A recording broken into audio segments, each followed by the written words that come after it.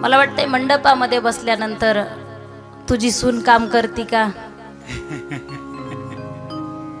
तिच्या सासरचे बाहेरचे लोक कसे आहेत, जावाई कसा आहे, मुलगा कसा आहे, हे विचारू नये सत्संगामध्ये आल्यानंतर. नाही तर मग दोघी बायकांची चर्चा सुरू होते. ती म्हणती जावाई फार चांगला आहे, जावाई इतका चांगला आहे, इतका चांगला आहे, आष्टीला जाताना कधीच एकटा जात नाही. जावाई इतका चांगला आहे, आष्टीला जाताना एकटा जात नाही. म्हटले मग माझ्या पोरीला घेऊन जातो, किती चांगला आहे माझा जावाई, इतका चांगला आहे. मग पोरगा बैलच मेला, आष्टीला निघला की बायकोला बसवतो, बैल कुठला.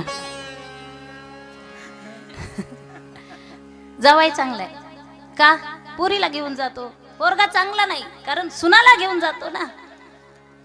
असो सत्संगामध्ये नकोय त्या गोष्टी. शौनक आदी ऋषी एकत्र आले, सत्संग सुरू झाला. फार आनंद आहे, फार आनंद आहे. आणि त्या आनंदामध्ये एका मोठ्या विभूतीचं त्या ठिकाणी आगमन झालं. ते सूतजी महाराज आहेत. बोला सूतजी महाराज की जय. असं वाटतं की त्या नेमिषारण्यामध्ये मीच बसले की काय, याची अनुभूती मला आता झाली. माऊलीला स्मरून सांगते. 20 वर्षाचं वय आहे फक्त सूत महाराजांचं. आणि जे शौनक ऋषी बसलेले आहेत त्यांचं 1000 वर्ष वय आहे, 1000 वर्ष वय आहे. तरी सुद्धा शौनक आदी ऋषी उठून उभे राहिले आणि सूतजी महाराजांना नमस्कार केला. जर कुणाजवळ आपण सहानुभूतीपूर्वक जर गेलो तर तू मला त्याचं दुःख सांगेल बरं का. एकदा आम्ही कीर्तनाला गेलो, महाराज सहज म्हटले मावशी थंडीचे दिवस आहेत, पांघरायला द्या उशाला. मावशी पांघरायला दिल्या पण उशाला आहे का काही. मावशी मोठ्या मोठ्यानं रडायला लागली. मावशी म्हणली उशाला तर काहीच नाही पण आशाला पण काहीच नाही. उषाच्या लग्नाला 10 वर्ष झाले पण आशाच्या लग्नाला 15 झाले, दोघीलाही काही नाही. मावशी रडायला लागली. म्हणजे प्रत्येकाजवळ दुःख आहे. सुखी असेल अशी माणसं पाहायला मिळत नाही. सुखी कोण आहे, संत आहे सुखी. संतुष्ट सततम योगी यतात्मा दृढ निश्चयः. ते सुखी आहे. दुःख आहे प्रत्येकाच्या जीवनामध्ये. आणि हे दुःख नाहीसं करायचं असेल त्या भगवंताला शरण गेलं पाहिजे. वयाने मोठा आहे का, धनाने मोठा आहे का नाही, बलाने मोठा आहे का नाही. काय पाहिलं जातं, ज्ञान वृद्धास्ततैव. जो ज्ञानाने श्रेष्ठ आहे तो सर्व श्रेष्ठ आहे. म्हणून सर्व शौनक आदी ऋषींनी त्या ठिकाणी नमस्कार केला. नाही तर त्या दर्शनावरून किती वाद आहेत महाराज. कोण कुणाला वाकायचं, माणसं वाकायलाच तयार नाही. देवाचे दास व्हायला पाहिजे कारण देव बॉस आहे. पण आता हे म्हणतात आम्ही काय बॉस नाही, आम्ही काय दास नाही, आम्हीच बॉस आहे, आम्हीच देव आहे. मनाने देव स्वरूप झाले काही लोक. आणि सूतजी महाराजांना व्यासपीठावरती बसवलेलं आहे. आणि शौनक ऋषींनी प्रश्न केला, महाराज बरं झालं तुम्ही आलात. सत्ययुग गेलं, त्रेता गेलं, द्वापार गेलं आणि कलियुग आलं. काय आहे या कलियुगामध्ये, काय आहे. नाही हो, कुणीच कुणाचं नाही, कुणीच कुणाचं नाही.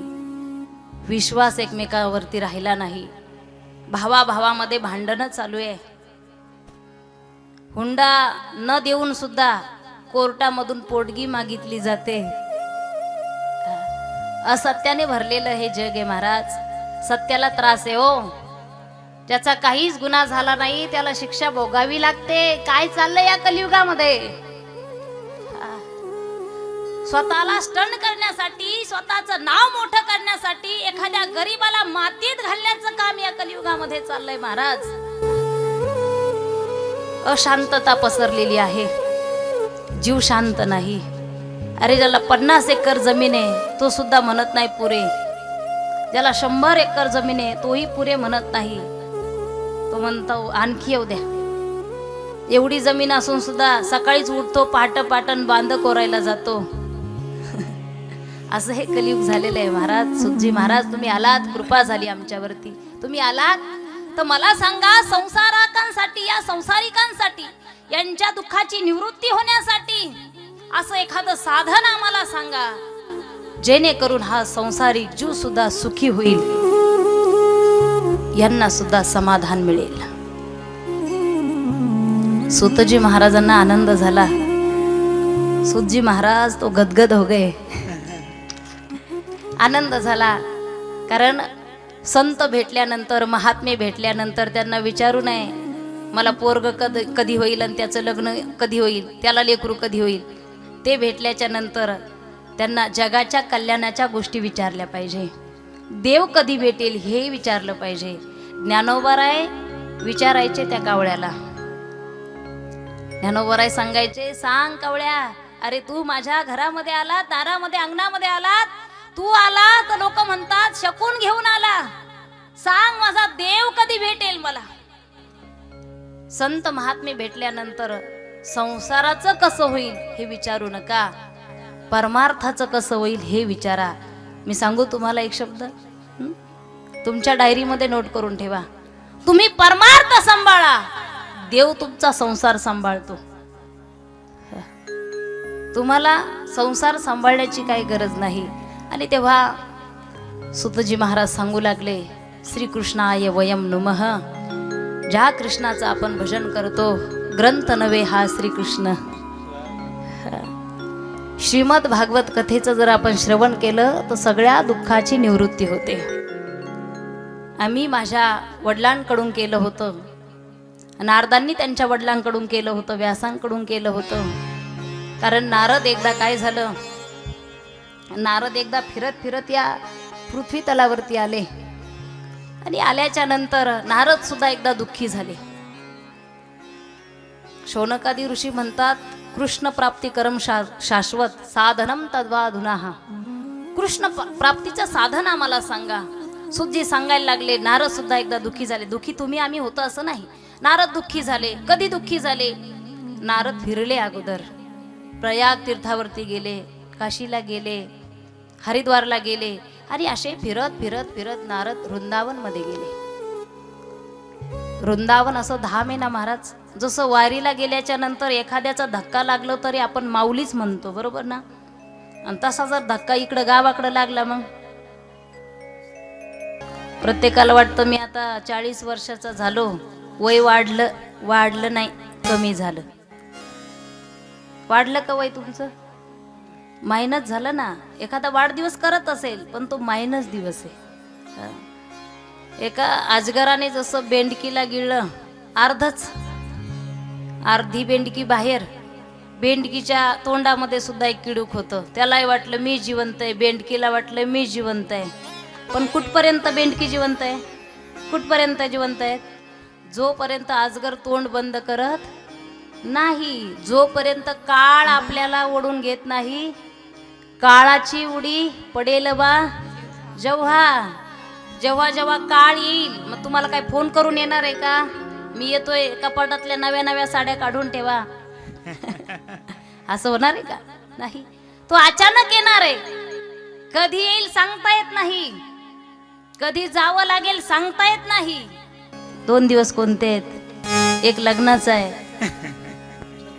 हा लग्नाचा एक आहे ना, नाही ना, एक येण्याचा आहे, एक येण्याचा एक दिवस आहे आणि एक दुसरा हा नो गॅरंटी. बुडबुड्यासारखं जीवन आहे, सांगता येत नाही कधी जावं लागेल, कधी येईल तो बाबा, कधी घेऊन जाईल सांगता येत नाही. बरोबर. या जगामध्ये, या पृथ्वी तलावरती सुख नाही. नारद महर्षी दुःखी झाले. वृंदावनमध्ये त्यांनी एक दृश्य पाहिलं. एक तरुणी आहे, ती त्या ठिकाणी वृंदावनमध्ये पडलेली आहे. तिच्या भोवती काही स्त्रिया आहेत. ती तरुणी रडत आहे. तिच्या शेजारी 2 वृद्ध आहेत आणि निस्तेज झालेले आहेत. नारद महर्षी तिथून जात असताना त्या तरुणीने दर्शन घेतलं आणि नारद महर्षींना सांगितलं, आपण महात्म्य आहात आणि मी असं ऐकलंय, संत दर्शनी हा लाभ पद्मनाभ जोडला. संत दर्शनाने दुःख, हाल, अपेष्टा संपतात. महाराज माझं दुःख निवारण करा, दुःखाची निवृत्ती करा, भक्ती म्हटली. ती तरुणी म्हटली. नारदांनी विचारलं तुझं नाव काय? ती म्हटली माझं नाव भक्ती आहे, जी वृंदावन मध्ये असते. म्हटले दोन पुरुष कोण आहेत? त्या भक्तीने सांगितलं हे वयस्कर वृद्ध पुरुष हे माझे मुलं आहेत. असं कधी पाहिलंय का तुम्ही? आई तरुण मुलं म्हातारे पाहिलंय का? नाही. ती तरुणी म्हटली माझे मुलं आहेत. आश्चर्यचकित झाले नारद महर्षी, तुमचे मुलं आहेत? यांचं नाव काय? भक्ती म्हटली एक ज्ञान आहे आणि दुसरा वैराग्य आहे. आजकाल लोक भक्ती करत नाही असं नाही, भक्ती करतात, पण ज्ञान कुणालाच नकोय. कारण मिळवण्यासाठी कष्ट आहेत ना. वैराग्य नको आहेत. आपण जर म्हटलं बाबा आता तुमचं वय झालं, जरा वारी बिरी करत जा, नातू राहत नाही ना. नातू राहत नाही. बाबा तू मरून पाय बरं, नातू राहतो का नाही. बाबा कीर्तनात विना घ्या ना, लय वज आहे, 15 किलोची धडी. नातू सगळ्या गावात घेऊन फिरतो. वैराग्य नकोय कुणाला, वैराग्य. मी आताच सांगितलं ना, पंढरपूरला गेले तर तिकून फोन लावतात, 2-3 टायमाला फोन, आणि ते टोनग बाजूलाच ठेव, दूध घे पिऊन. गावात चोरी होते, दरवाजाला रिकामे डबे लावून ठेव, म्हणजे चोर आला आणि दरवाजा उघडला, डबे पडतील आणि धडधड धडधड असा आवाज येईल, लोक पळत तर येतील ना. म्हणजे चित्त नाही ना, मी तिकडं गेला आणि इकडं चित्त त्याचं सगळं. आणि म्हणून हे ज्ञान आहे, वैराग्य आहे. नारद महर्षी चिंतातूर झाले, काय केलं पाहिजे, या भक्तीच्या दुःखाची निवृत्ती कशी केली पाहिजे. अरे प्रत्येक जण दुःखी आहे, पण भक्तीच जर दुःखी झाली तर समाधान राहणार नाही. जर वारकरी संप्रदाय नसता तर काय झालं असतं या महाराष्ट्राचं.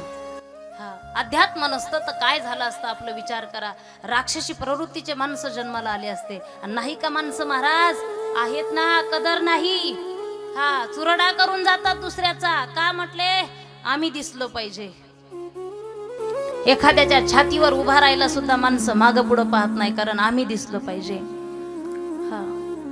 चिंता करू लागले नारद महर्षी. आकाशवाणी झाली. आकाशवाणीने सांगितलं नारद महर्षींना, काळजी करू नका, तुम्ही एखादा सत्संग करा, भक्तीच्या कष्टाची निवृत्ती होईल. नारद महर्षी निघाले आणि निघाल्याच्या नंतर वनाच्या दिशेने निघाले. तिकडं जात असताना सनकादिक महाराज त्यांना भेटले. 4 भाऊ आहेत. सनकादिक कुमार वय आहे. त्यांनी नारद महर्षींना नमस्कार केला. विचारलं, नारद महर्षी कथम ब्रह्मदिनमुख कुतश्चिंता तुरो भवान. सगळा संसार दुःखी झाला तर काही वाटत नाही, पण ज्यांच्याकडे पाहिल्यानंतर दुःखाची निवृत्ती होते तेच जर आज दुःखी असेल तर आम्ही काय समजायचं. आपणच दुःखी आहात. आपल्या दुःखाचं कारण मला सांगा. सनकादिक ऋषी म्हटले, सनंदन म्हटले, सनत कुमार म्हटले, नारद महर्षी म्हटले, काय सांगू तुम्हाला, काय सांगू. पण मला असं वाटतं माझ्या दुःखाची निवृत्ती याच ठिकाणी होणार आहे, तुम्हीच करणार आहे. मी वृंदावन मध्ये गेल्याच्या नंतर भक्ती भेटली. रडत होती. तिच्या जवळ 2 वृद्ध बसलेले होते. ते ज्ञान आणि वैराग्य होते. ती रडत याच्यासाठी होती कारण तिचे दोन्ही मुलं वृद्ध झालेले आहेत, निस्तेज झालेले आहेत, तेज राहिलं नाही. आकाशवाणीने सांगितलं सत्संग करा, पण मला सुचत नाही काय सत्संग करू. वृंदावन मध्ये मी प्रयत्न करून पाहिले, विष्णू सहस्रनाम त्यांच्या कानामध्ये म्हणून पाहिले, पण जोपर्यंत विष्णू सहस्रनाम चालू आहे तोपर्यंत चैतन्य यायचं आणि संपले की ते परत वृद्ध व्हायचे. मी वेदाचे मंत्र म्हणून पाहिले हो, मी नाही ते करून पाहिलं, पण ते वृद्ध त्या ठिकाणी निस्तेज आहे, तेज येत नाही, तरुण होत नाही. काय केलं पाहिजे. सनकादिक ऋषीने सांगितलं, काळजी करू नका, आपण सत्संग करू. श्रीमद भागवत कथा श्रवण केल्याने भक्तीच्या दुःखाची निवृत्ती होईल. आणि बद्रीनाथामध्ये, हिमालयामध्ये सत्संग भरल्या गेला. सनकादिक महाराज नारद महर्षींना कथा सांगू लागले. पहिल्या दिवशी जेव्हा कथा चालू झाली, कथा चालू झाल्याच्या नंतर भक्ती आली की नाही, आली की नाही, भक्ती आली की नाही. पहिल्या दिवशी भक्ती आली, भक्तीबरोबर ज्ञान वैराग्य हे दोघंही त्या ठिकाणी आले. जशी जशी कथा संपन्न होऊ लागली, पुढे जाऊ लागली, आनंद येऊ लागला, तो त्या वृद्धांचा त्या ठिकाणी निस्तेजपणा जाऊ लागला आणि तेज निर्माण झालं. कथा संपन्न झाली, आनंद चालू झाला आणि दोघही त्या ठिकाणी तरुण झाले. आणि भक्तीने त्या ठिकाणी सनकादिकांना नारदांना नमस्कार केला. भक्ती माता म्हटली, माझ्या दुःखाची निवृत्ती तुम्ही केली, माझ्या कष्टाची निवृत्ती तुम्ही केली, पण माझा एक प्रश्न आहे, मला सांगा आता मी कुठं राहू? भक्ती म्हटली, मी आता कुठं राहू? त्यावेळेस सनकादिकांनी सांगितलं, नारदांनी सांगितलं, भक्ती तुझं राहण्याचं एकच ठिकाण आहे, ते म्हणजे भक्ताचं अंतकरण. भक्ताच्या अंतकरणामध्ये तुम्हाला भक्ती पाहायला मिळेल. तो भक्त असला पाहिजे. हा, तो भक्त असला पाहिजे, देशी भक्त नसला पाहिजे. भक्तच असला पाहिजे. देशी भक्त तो जर म्हटला मी छाती फाडतो, हा, कारण त्रेतायुगामध्ये हनुमंतरायाने छाती फाडली, कशाचं दर्शन झालं? बोला ना. जेवण केलं का सगळ्यांनी पोटभर? हा, मागच्या बसलेल्या जेवल्या का पोटभर? आता झोपायला काही हरकत नाही. हनुमंतरायाने छाती फाडली, प्रभू श्रीरामाचं दर्शन झालं का नाही? तसा जर हा म्हणायला लागला देशी भक्त, मी छाती फाडू का, छाती फाडू का? आता तुकाराम बाबा यांनी किती छाती फाडली, काय देवाचं दर्शन होणार आहे का? याने छाती फाडली तर बॉटलाच बाहेर येतील.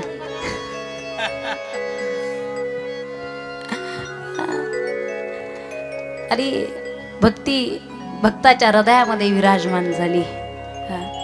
इतकी भक्ती असावी ना महाराज. आपल्यावर येणाऱ्या संकटाचं कोडं आपल्याला नाही, देवाला पडलं पाहिजे. मारने वाला है भगवान, बचाने वाला है भगवान. संकट त्याला पडलं पाहिजे. जनाबाई शिव्या देऊ लागली. जनाबाई म्हणजे आपल्या गावातली नाही, कारण त्या जनाबाईचं भगवंताचं शाब्दिक भांडण असायचं बरं का. काळ्या विठ्या, अरे तू आतापर्यंत कुणाचंच बरं केलं नाही. हा, दारिद्र्य दिलं सुदामजीला, बळीराजाला पाताळामध्ये नेऊन घालणारा तूच आहे ना रे, मला माहितीये. हे शाब्दिक भांडण कुणाचं? जनाबाईचं देवाचं. ओव्या गाऊन ईश्वरात, दासी जनीच्या घरात, दळण दळीले सख्या श्रीहरी, आळ चोरीचा माझ्यावरी.